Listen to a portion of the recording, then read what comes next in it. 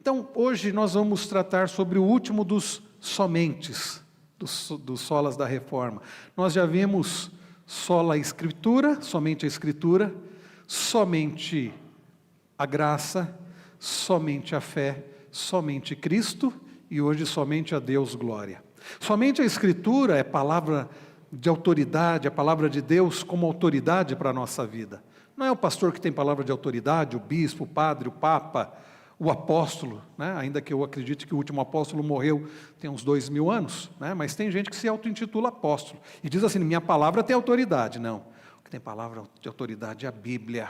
A Bíblia é a autoridade, a nossa única regra de fé e prática. Nós temos visto, queridos, que os solas da Reforma, na verdade, são uma resposta aos desvios da igreja cristã lá no século XVI, quando Martinho Lutero e os demais reformadores apontaram os erros na igreja cristã e, como eu tenho dito, não era propósito de Lutero sair da igreja, fundar uma nova igreja, nada disso, mas as autoridades não aceitaram a correção ou os apontamentos que Lutero e demais reformadores fizeram. Lutero foi excomungado, então os reformadores, aí deu seu início, né, a Reforma Protestante, e os solas da Reforma, nós temos visto que é uma resposta aos erros da época. Era dito que o Papa tinha a palavra final e de autoridade. Os reformadores disseram não, somente a Escritura. Era dito que a pessoa era salva pelos seus méritos. Os reformadores disseram, pela Bíblia, não, somente através da graça. Pela graça nós somos salvos. Era dito que você precisava fazer coisas para ser salvo. Os reformadores disseram, não, é pela fé única e exclusivamente em Cristo Jesus. Nós vimos a fé, não é a base da nossa salvação, mas é um meio da nossa salvação. É a fé, não a fé na fé, é a fé em Jesus Cristo. Então, somente a fé e somente Cristo. Somente a Escritura, somente a graça, somente a fé, somente Cristo. Bom, se é Deus do início ao fim, realizando a obra da salvação, a quem deve ser dada toda a glória? Não a nós. Não a nós, Senhor, não a nós, mas ao teu nome da glória. Só lhe deu glória, somente glória a Deus. Eu começo aqui com Êxodo 20, versículos 3 a 5. Não terás outros deuses diante de mim. Percebam que aqui nós temos o decálogo, o início do decálogo, dos 10 mandamentos. Deus, através de Moisés, ele diz, não tenham outros deuses diante de mim. Nós começamos quinta-feira passada, não sei quantos de vocês acompanharam, nós começamos uma nova série de estudo bíblico. Às vezes a gente acaba, eu percebo, né, tristemente a gente acaba desprezando algumas coisas, né? Nós terminamos a série sobre o credo apostólico, a fé antiga, né? Uma fé antiga para este novo ano, e entendendo o que é o eu creio no Pai, no Filho e no Espírito Santo, creio na igreja do Senhor, creio na comunhão dos santos, creio na ressurreição do corpo, na remissão dos pecados, na ressurreição do corpo, na vida eterna. Nós tivemos uma série entendendo a fé do povo de Deus, e iniciamos quinta-feira passada a nova série, Deuses demais. Tem muito Deus por aí, né? Falsos deuses. Quem está no trono do seu coração? Esse é o tema da nova série. Tem muitos deuses por aí. Quem é o seu Deus? Quem está no trono do seu coração? E nós falamos na quinta-feira passada, no estudo de número 1, olhando para justamente Êxodo 23, não tem outros deuses diante de mim. Nós vimos, queridos, que alguém está reinando. Há alguém reinando no seu coração. A pergunta é quem está reinando? Nós vimos que não existe essa de eu não acredito em nada. Eu sou um agnóstico, eu sou um ateu. Eu não acredito em nada. Ah, acredita sim.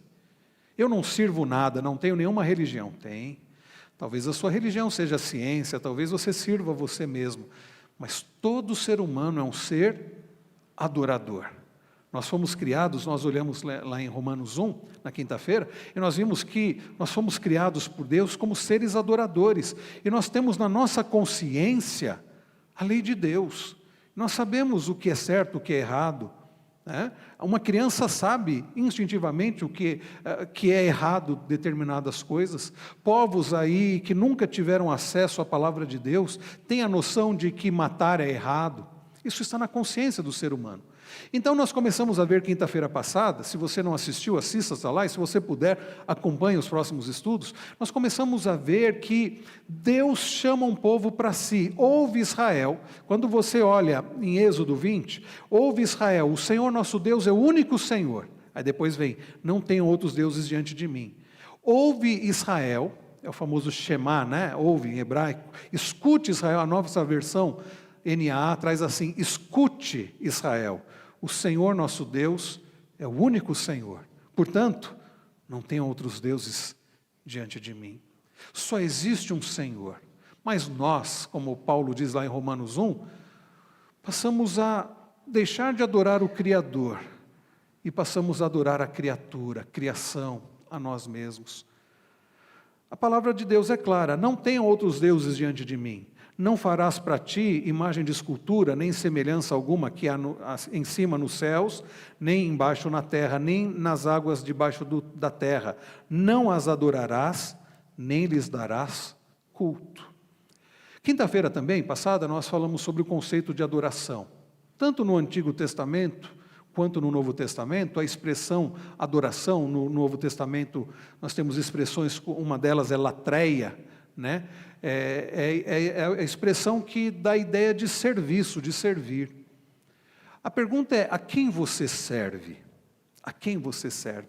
Não adorar outros deuses significa não servir outros deuses, não depositar a nossa confiança, a nossa segurança, a nossa alegria em outros, senão no Senhor, o único e verdadeiro Deus. Quando nós servimos outros deuses, nós passamos a adorar outros deuses, nós passamos a dar glória a outros deuses. E sabemos, quando eu falo outros deuses, falsos deuses, porque é um somente Deus, né? Ouve Israel, escute Israel, o Senhor nosso Deus é o único Senhor. Eu cito também as palavras do apóstolo Paulo, maravilhado, né? Lá em Romanos 11, ele diz assim, ó profundidade da riqueza, tanto da sabedoria como do conhecimento de Deus, quão insondáveis são seus juízos, quão inescrutáveis os seus caminhos. Quem, pois, conheceu a mente do Senhor, ou quem foi o seu conselheiro, ou quem primeiro deu a ele para que ele venha a ser restituído?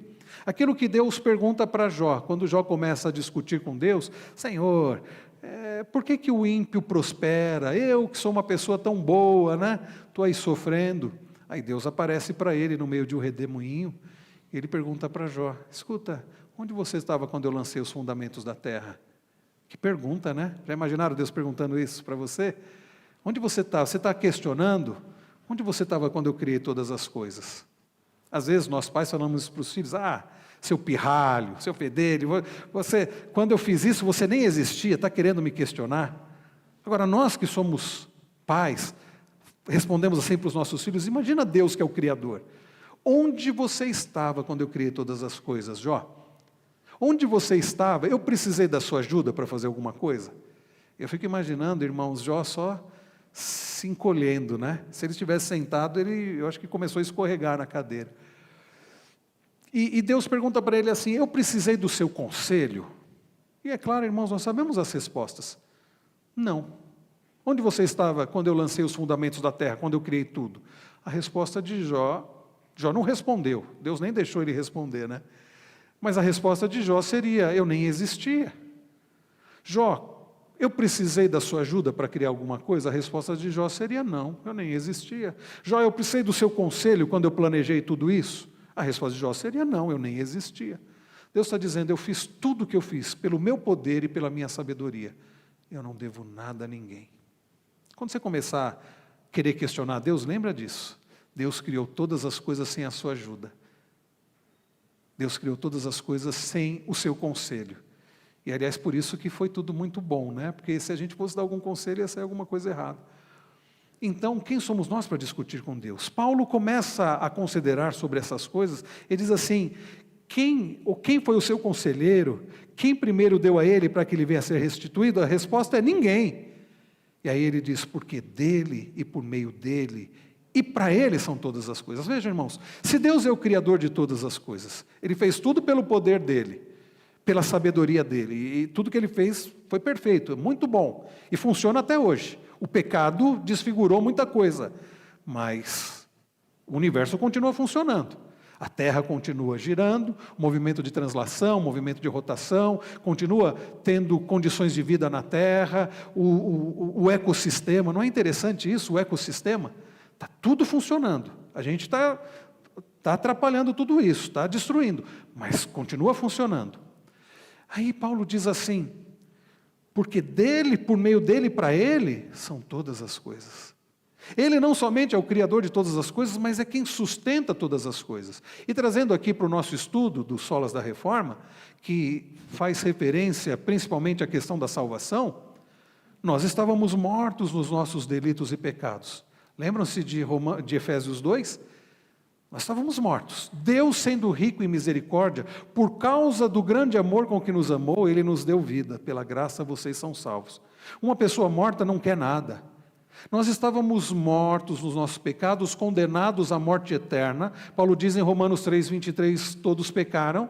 E Paulo complementa em Romanos 6:23, dizendo que o salário do pecado é a morte. Era essa a nossa condição. Mortos, condenados. Não tínhamos como fazer nada por nós mesmos. Não, quem sabe se eu obedecer um pouco mais, se eu me esforçar um pouco mais, eu vou conseguir. Não, você não vai conseguir. A dívida é tão alta que você não tem capacidade para... Você não consegue nem obedecer toda a lei de Deus. Pense nos 10 mandamentos. Nós estamos tendo a série de áudio do Sermão do Monte, né? Março com o Sermão do Monte. A gente ouve Jesus dizendo assim, vocês ouviram o que foi dito, não matarás. Não mate. Eu, porém, digo a vocês, todo que odiar a seu irmão sem motivo está sujeito a tribunal. Você fala, puxa. E aí a pergunta é, você já matou alguém hoje? Ou não deu tempo? Talvez não tenha dado tempo de você matar alguém hoje. Quando a gente odeia alguém, quando a gente despreza alguém, Jesus fala assim, de chamar tolo. Quando você despreza alguém, sujeito a tribunal. Olha Jesus não mudando o mandamento, Jesus que veio para cumprir o mandamento, mas Jesus mostrando a profundidade do mandamento. Porque os escribas e fariseus eram bem malandros, como a gente é, né? Você está lá na estrada, tem lá 80 por hora. E aí você vai andar 80 por hora? E aí ainda mais se você tiver com pressa. Aí só que você sabe onde tem um radar, ou o Waze mostra, né? Radar semafórico à frente, alguma coisa assim, e aí você diminui, passa. Você diz assim, eu estou cumprindo a lei. Não, você está dando o seu jeitinho, não é assim? Ou tem lá a vaga reservada para cadeirante, ou para idoso, ou para grávida, né? Esses dias alguém mandou a imagem, falou assim, agora tem uma vaga para mim, porque a vaga para grávida parecia que era uma churrasqueira e uma pessoa barriguda, né? Falou assim, tá, é a minha vaga.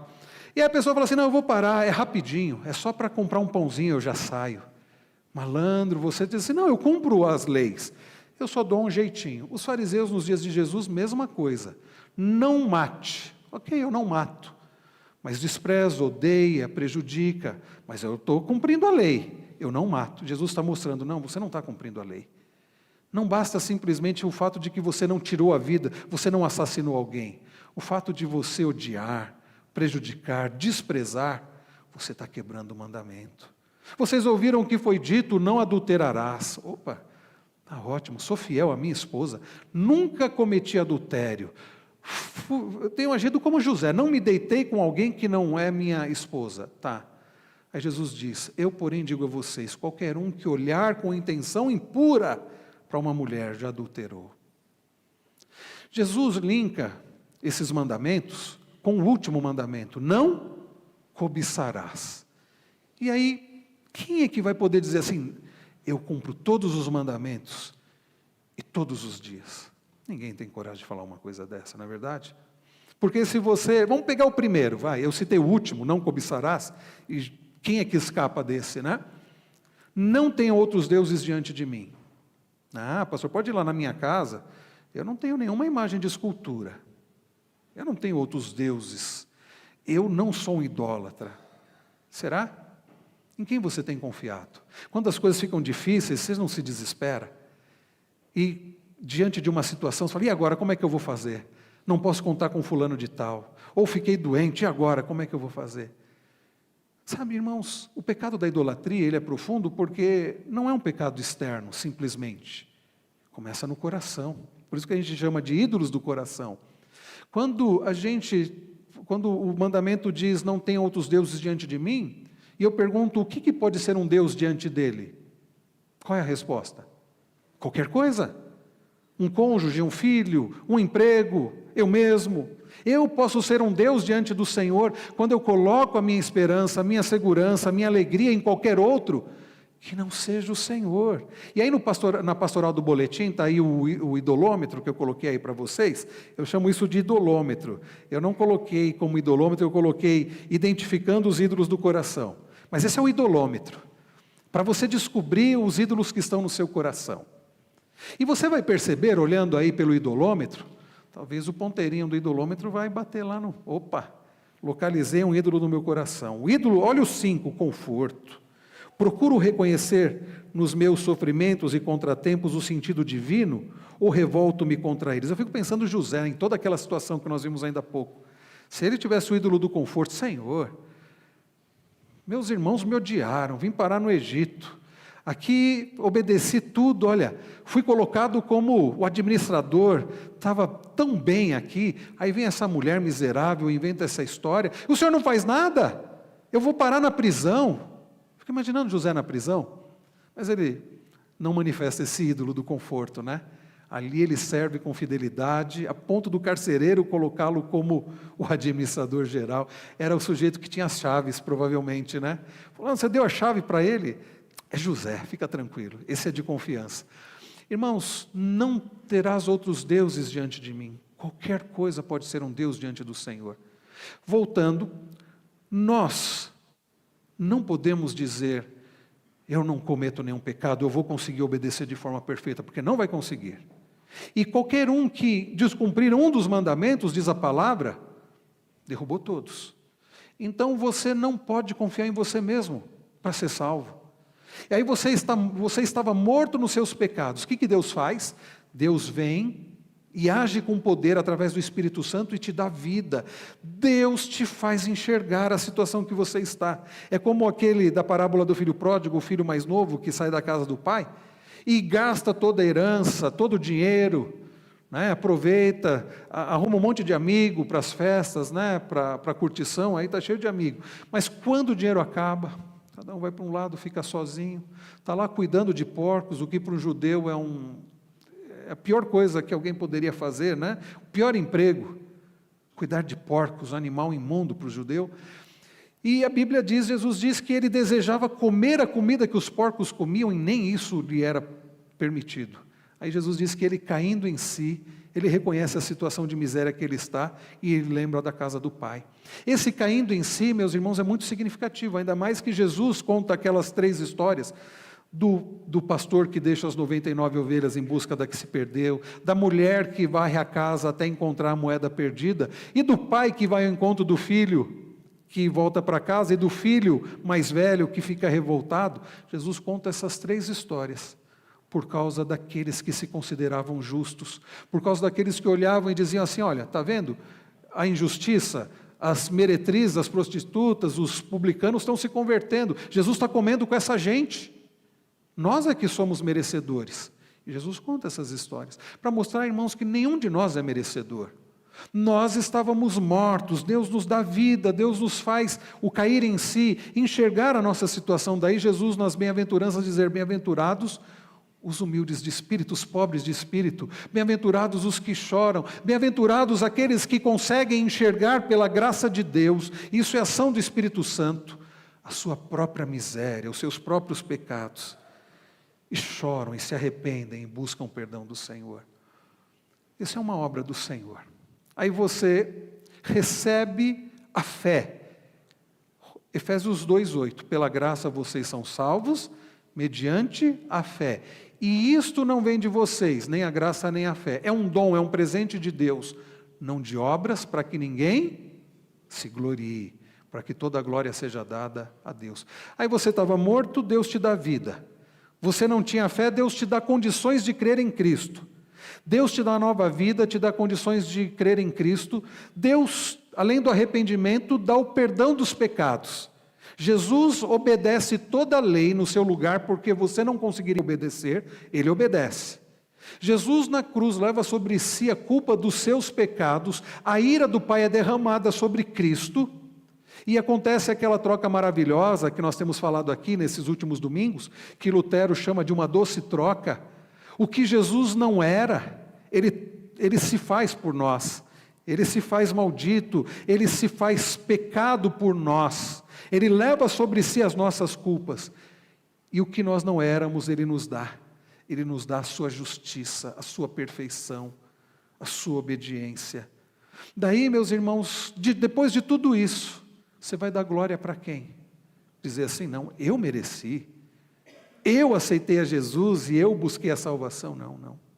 Você tem que dar toda a glória a Deus, reconhecendo que se não fosse o Senhor, você ainda estaria perdido nos seus delitos e pecados, condenado à morte eterna, não fosse o Senhor te amar e resolver te salvar. Entre os grandes temas da reforma protestante, nada teve maior ênfase que a glória de Deus. Os reformadores, irmãos, sem dúvida alguma, deram uma grande ênfase, essa ideia, a doutrina da glória somente a Deus. Só lhe deu glória, era o tema abrangente da reforma, pois significa a glória dada somente a Deus. Às vezes você vê as SDG, eu não me lembro quem foi o artista, não lembro se foi Johann Sebastian Bach, que sempre no final das suas partituras estava lá SDG, só lhe deu glória, glória somente a Deus. Rembrandt também foi um artista do Senhor. Os reformadores buscaram elevar o eterno Deus da glória em tudo o que eles escreveram e ensinaram.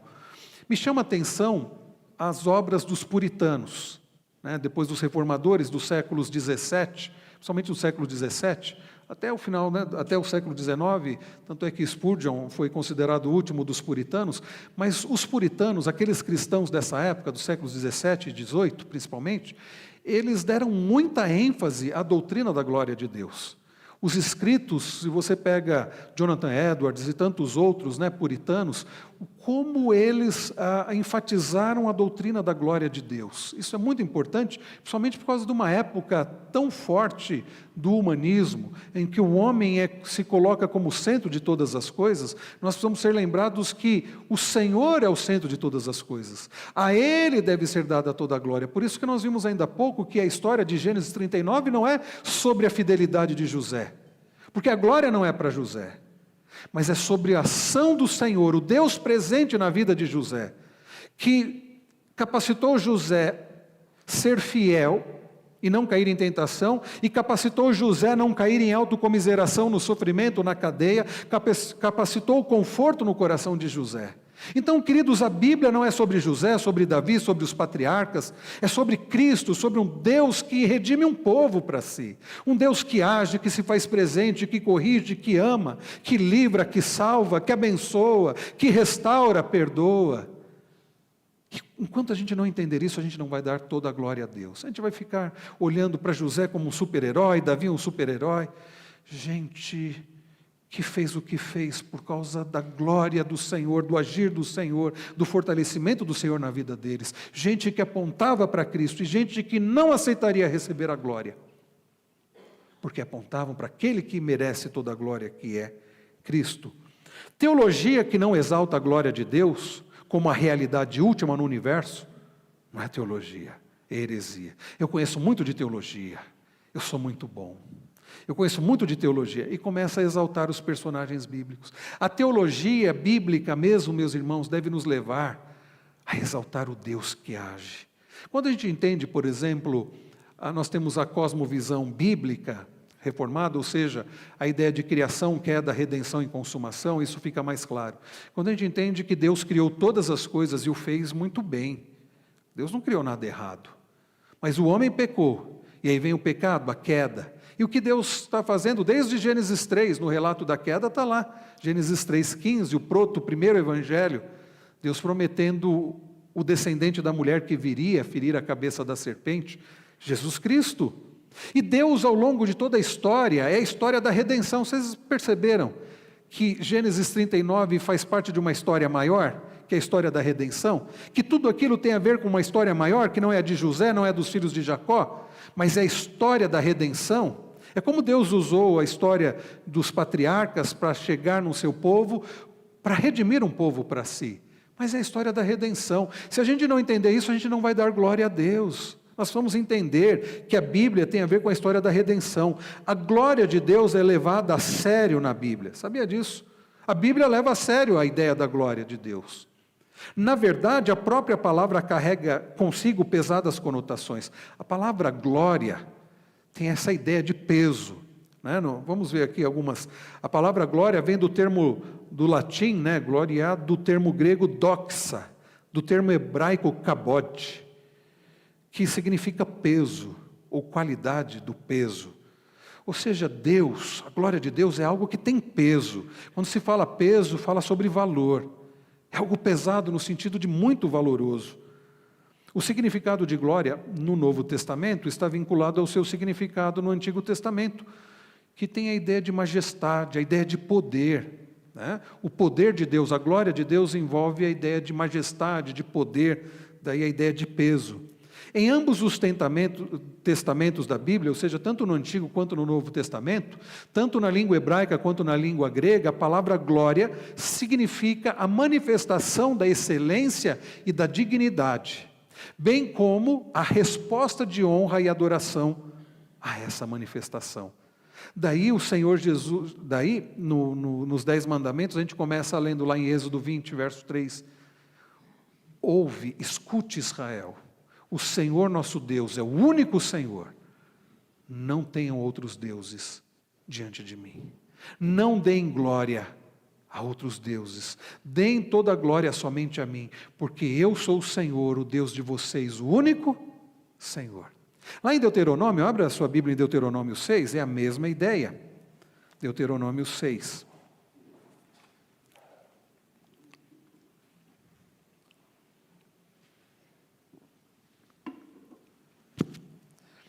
A semelhança de Êxodo 20, nós temos novamente aqui o Shema, o escute ou ouve, né, do hebraico. Deuteronômio, vamos ver aqui, irmãos, a partir do verso 6. Eu sou o Senhor seu Deus, que o tirei da terra do Egito, da casa da servidão. Percebam? Deus começa dizendo o seguinte, através de Moisés para o seu povo, eu sou. Aliás, quando Deus chama Moisés para libertar o povo, e Moisés pergunta assim, peraí, Senhor, mas eu vou chegar lá no Egito, vão perguntar, quem me enviou? Ele diz, o eu sou. E Deus Ele é o Senhor, eu sou o Senhor, é o nome, percebam aí, está tudo em letra maiúscula, é o nome pactual de Deus, Yahvé, é o Deus da aliança, eu sou o Senhor, seu Deus. Deuteronômio, eu falei 6, né? Desculpem, Deuteronômio 5, a partir do verso 6. Deuteronômio 5, a partir do verso 6. Aqui, no verso 6, ele diz, eu sou o Senhor seu Deus, que o tirei da terra do Egito, da casa da servidão. Deus se apresenta. Não sou qualquer um, eu sou o único e verdadeiro Deus, o Deus de vocês. E aí, ele diz, não tenha outros deuses diante de mim. Não tenha outros deuses diante de mim. Não dê glória a outros deuses. É a repetição, por isso Deuteronômio, essa expressão, né, que foi a tradução do Antigo Testamento para o latim, né, e que aí quando fizeram, passou para o grego, ficou essa expressão, né, que deutero é a repetição, nomon é lei, né, a repetição da lei, na verdade, a aplicação da lei, aquilo que foi falado em Êxodo, agora nesse discurso aqui, lá nas planícies, quando eles chegam ali, vão se aproximar das planícies de Moabe, Moisés repete os discursos, né? Ele está dizendo aqui, não tenha outros deuses diante de mim. E aí vem a sequência, não faça para vocês imagem de escultura, nem semelhança alguma do que há em cima do céu, nem embaixo da terra, nem nas águas debaixo da terra.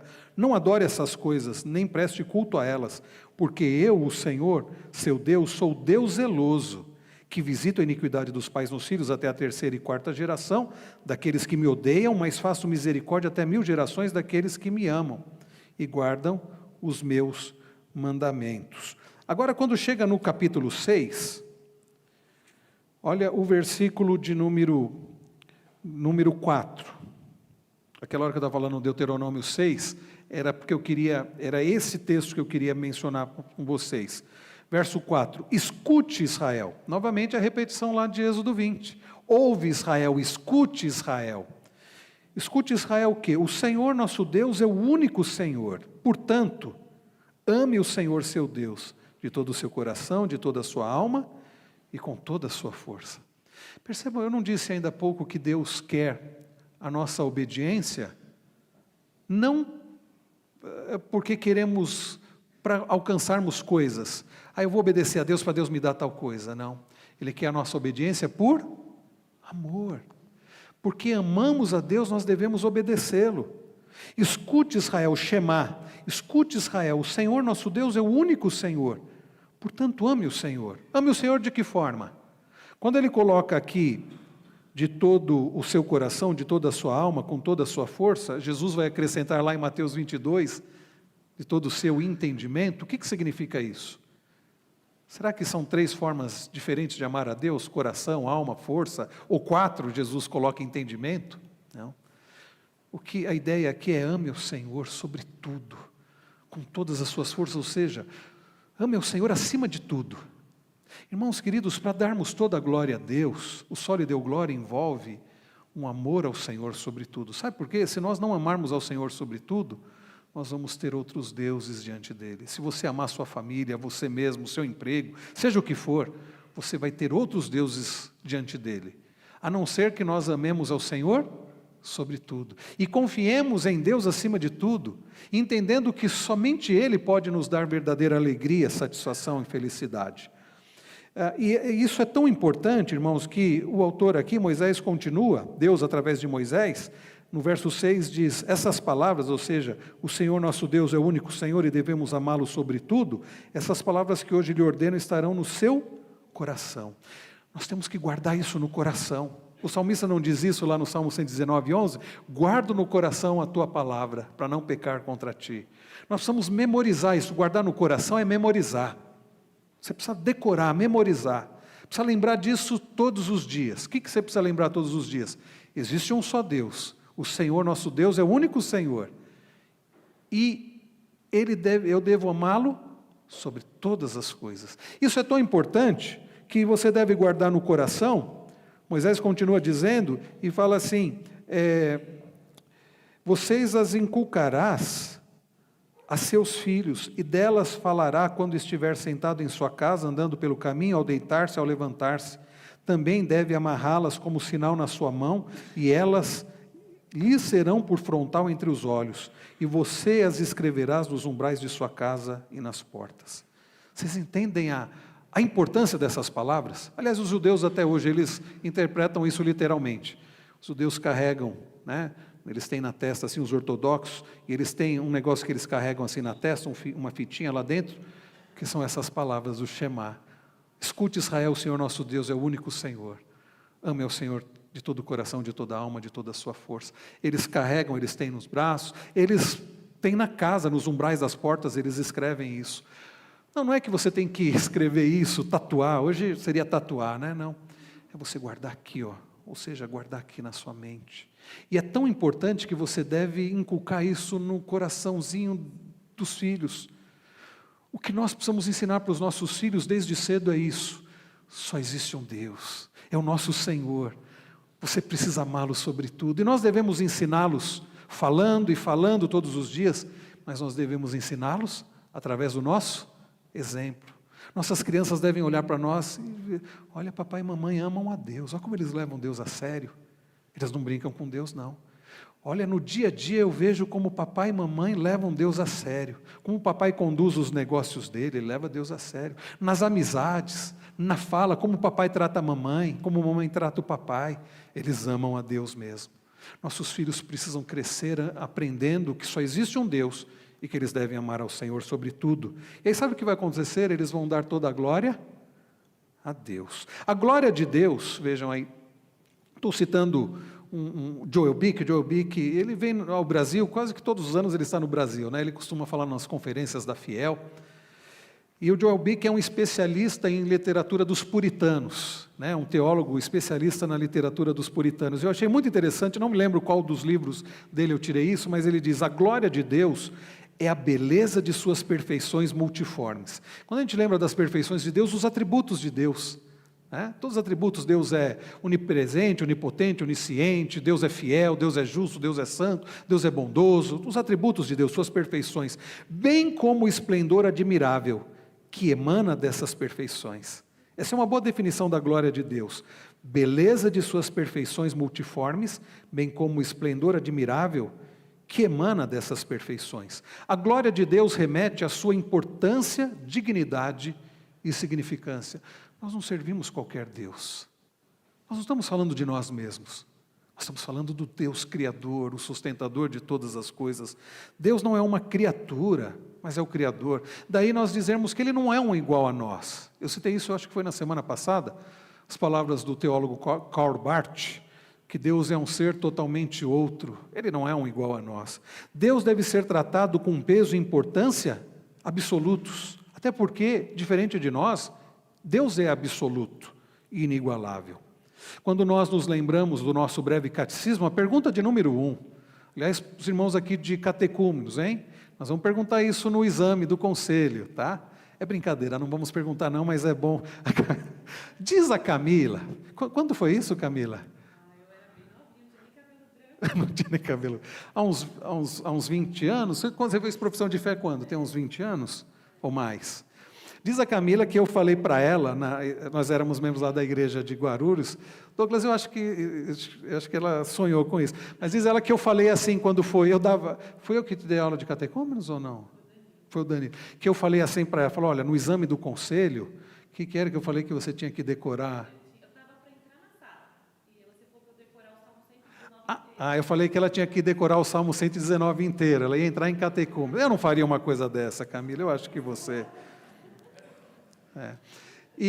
Mas uma coisa, não vai precisar decorar o Salmo 119 inteiro. Mas você decorou, Camila? Não, né? Não decorou.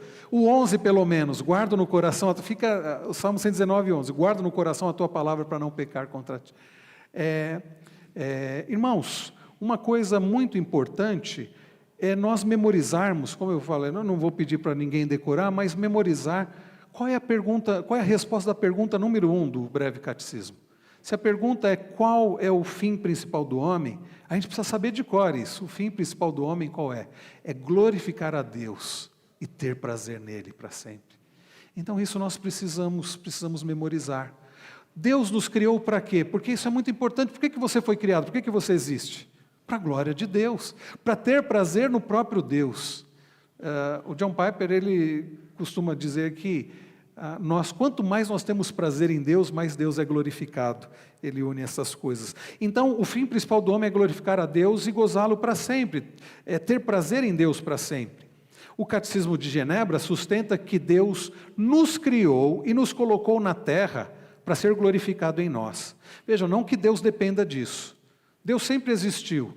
E durante toda uma eternidade, Deus existiu como Pai, Filho e Espírito. Não precisava da glória dos anjos nem dos homens louvando, mas Ele resolveu nos criar e criar para a sua glória, não que Ele dependa disso. E certamente é correto que dediquemos nossa vida à sua glória, já que Ele é o princípio dela. Ele é o princípio da nossa vida, devemos viver para Ele. Por que Deus existe? Para a sua própria glória. Já pararam para pensar nisso também? Por que Deus criou todas as coisas? Para a sua própria glória. Por que Deus criou Adão e Eva, os colocou no jardim? Para a sua própria glória, ainda que o homem e a mulher pudessem desfrutar de tudo aquilo, mas Deus criou para a sua glória. Ele merece isso, Ele é o Criador. Nós, se buscarmos fazer isso, nós estamos sendo egoístas, mas Deus não, por quê? Porque Ele é o Criador, Ele é merecedor de receber toda a glória. Então, todo o propósito da história, e mesmo todo o propósito da nossa existência, é a glória de Deus, tudo. Paulo resume isso lá em 1 Coríntios 10, 31, dizendo, portanto, quer comais, quer bebais, ou façais outra coisa qualquer, fazei tudo para a glória de Deus. O contexto ali era de comida sacrificada a ídolos, se come, não come. Paulo está dizendo, olha, o que vocês forem fazer, façam tudo para a glória de Deus. Significa que a gente tem que acabar com aquele negócio, aquela dicotomia de sagrado e profano. Isso é de Deus, isso não é de Deus, isso é sagrado. Isso não. Então, domingo, hoje é o dia do Senhor, é sagrado. Amanhã, segunda-feira, eu estou lá nos meus negócios, bom, aí não tem nada a ver com domingo, não tem nada a ver com culto. Aí eu vou fazer as coisas do jeito que todo mundo faz. Não.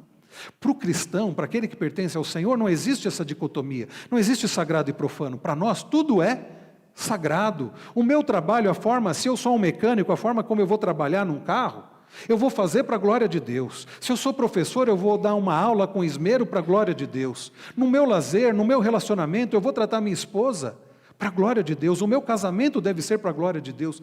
Irmãos, nós existimos para a glória de Deus. Eu não posso estar dando essa aula agora com outra motivação a não ser para a glória de Deus, senão sabe que eu vou estar pecando. Ah, pastor, mas está ensinando, é coisa boa. Mas com qual motivação? A glória de Deus? Se você fizer algo que seja para se aparecer, para ganhar algo em troca, que não seja para a glória de Deus, você pode até estar fazendo uma coisa boa, mas com um propósito, com a motivação errada.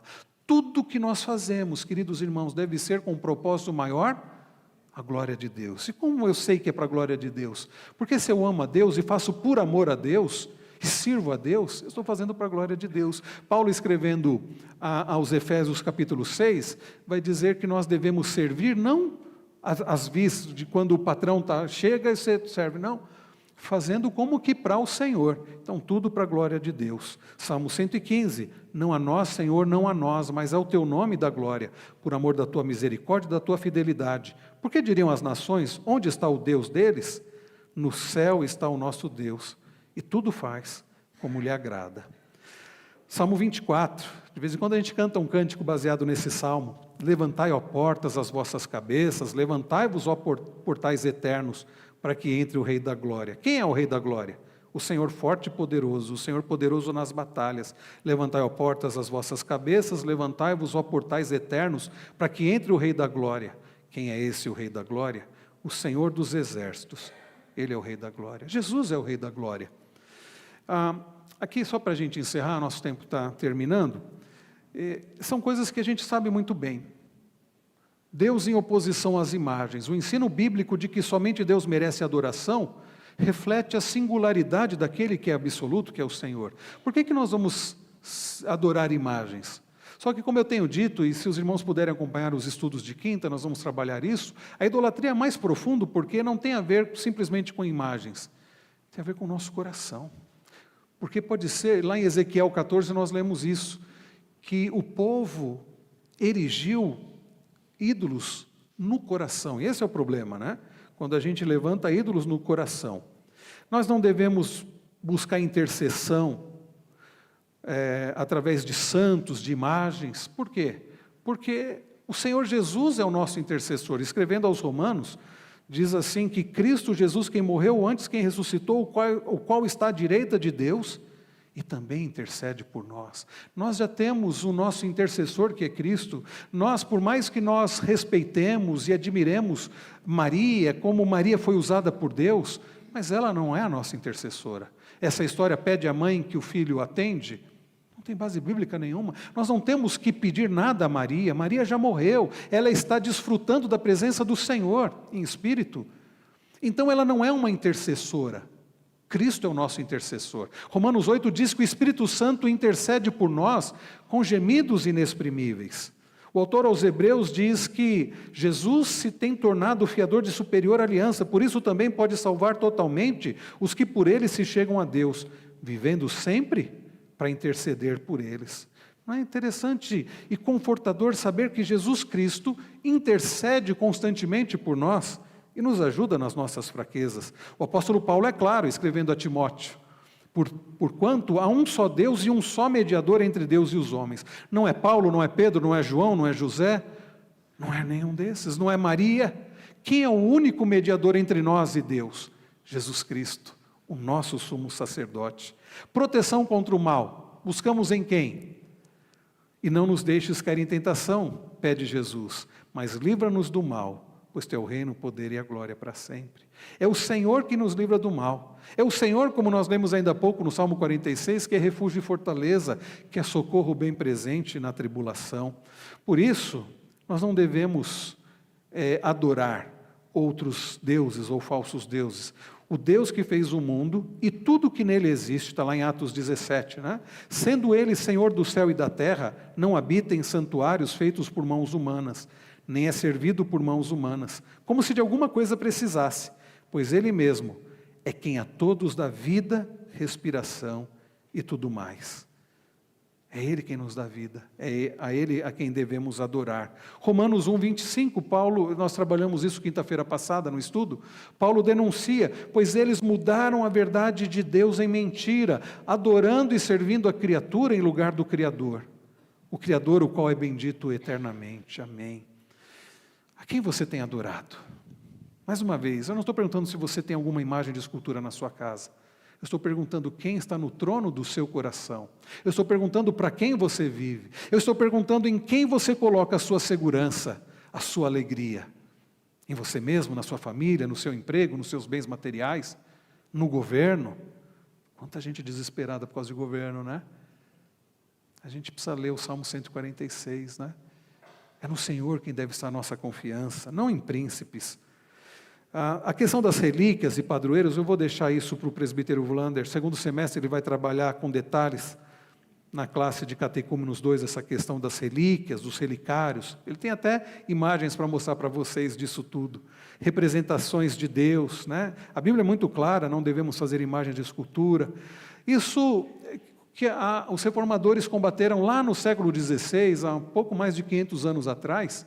Voltou tudo, meus irmãos. Quantas igrejas evangélicas, Água do Jordão, Sal Grosso, líderes que se dizem, né, especiais, ungidos do Senhor. Pessoas têm sido atraídas nesse mundo evangélico por pastores que agem como heróis religiosos. Diz assim, olha, a oração daquele pastor lá é forte, oração forte. Eu conheço o Deus forte, não é a oração que é forte. O uso de relíquias evangélicas, porque se nos dias de Lutero haviam as relíquias, pedaço da cruz, coisas do tipo, né? Existem as relíquias evangélicas, e aí eles levam lá no monte a água, e unge lá aquela água e depois vende. É água ungida, é óleo ungido, é sal grosso ungido, é rosa ungida. Irmãos queridos, todo tipo de idolatria no meio evangélico. A glória de Deus, objetivo máximo. Deus não divide com ninguém a sua glória. Ele deixa isso claro. Ele não divide a sua glória com ninguém.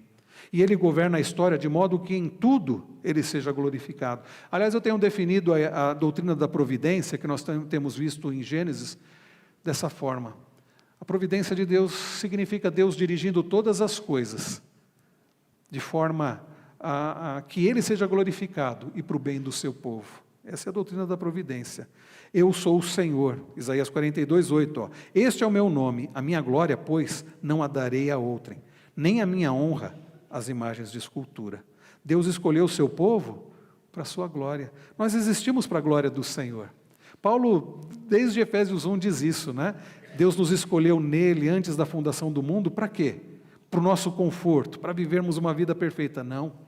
Para sermos santos e irrepreensíveis perante Ele. E se for necessário, Ele vai permitir até a tribulação. Lembra de Romanos 8, 28? Todas as coisas contribuem para o bem daqueles que amam a Deus. Até a tribulação, a adversidade, Ele vai permitir para vivermos para o seu propósito, para a sua glória.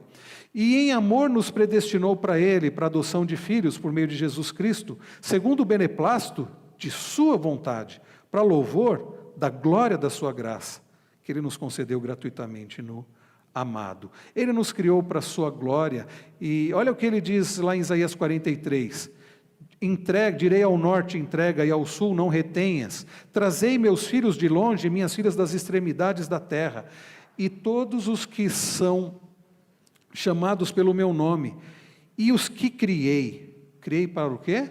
Para minha glória, e que formei, que fiz. Irmãos queridos, Deus nos criou, Deus nos salvou, e é Deus quem nos tem sustentado até aqui. Nós não vimos ainda há pouco que José venceu a tentação? Por que José venceu a tentação? O que diz o texto? O Senhor estava com ele. Por que ele achou mercê, bondade aos olhos do carcereiro naquela cadeia? Porque o Senhor estava com ele. O Senhor nos criou, o Senhor nos salvou, o Senhor está conosco hoje para nos ajudar e para guerrear nossas guerras. A quem deve ser toda a glória? Ao Senhor.